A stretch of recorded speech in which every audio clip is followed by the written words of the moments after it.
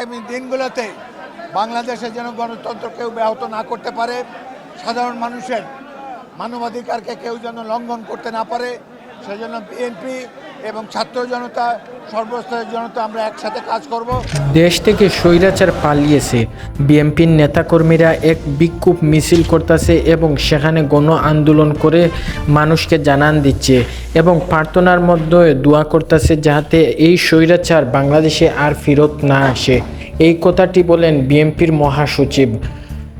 জানা গেছে তারা আরও দোয়া করেন যাতে এবং শহীদদের আত্মার মাগফিরাত করেন যারা এদেশকে স্বাধীন করার জন্য নিজের জীবনটাকে বিলিয়ে দিয়েছিল।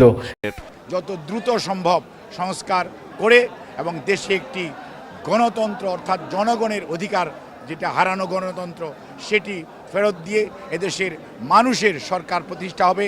আইনানুগভাবে যারা অন্যায় করেছে দেশের মানুষ প্রচলিত আইন অনুযায়ী সে বিচার দেখতে পাবে।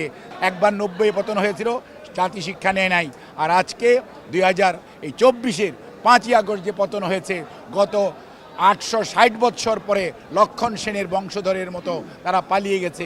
কাজে এইটির পুনরাবৃত্তি। জানা গেছে তারা আরও বলেন প্রধানমন্ত্রী শেখ হাসিনা যাতে বাংলাদেশের নির্বাচন অংশগ্রহণ করার জন্য না আসে। যদি সে বাংলাদেশের নির্বাচনের জন্য অংশগ্রহণ করতে আসে তাহলে তাকে সরাসরি থানায় পাঠানো হবে এবং আদালতে তুলে সে বাংলাদেশের কত টাকা নিয়েছিল এবং কত কিছু ঋণ করেছিল সব কিছু তাকে জানান দিতে হবে। পাশাপাশি তার বিরুদ্ধে 571টি মামলা রয়েছে, সেই মামলার দাখিল মুক্ত করে তাকে এই দেশ ত্যাগ করে ছাড়তে হবে, না হলে তাকে সোজা জেলে পাঠানো দেওয়া হবে বলে তারা আরও বলেন। বাংলাদেশের প্রধানমন্ত্রী শেখ হাসিনা থাকাকালীন অবস্থায় সে অনেক কোটি কোটি টাকা ঋণ করেছে, অর্থের চাইতেও প্রয়োজনের চাইতেও বেশি অন্য দেশের কাছ থেকে ঋণ করেছে।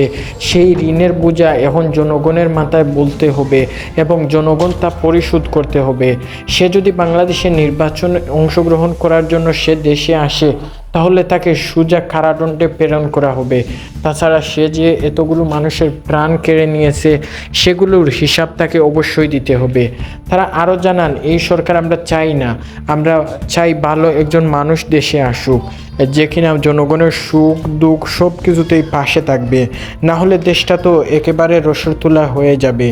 তারা আরও জানান দ্রুত নতুন সরকার সেই পুরানো সরকারের বিচার কার্যকলাপ শুরু করবে এবং সে কি করেছে সব কিছুর বিচার পাই করে নেওয়া হবে এবং তাকে আর কোনোভাবেই পালাতে দেওয়া যাবে না এবং ডক্টর মোহাম্মদ ইউনূস সাহেব এর বিচার কার্যক্রম শুরু করবেন খুব শীঘ্রই বলে তারা জানান দিয়েছে।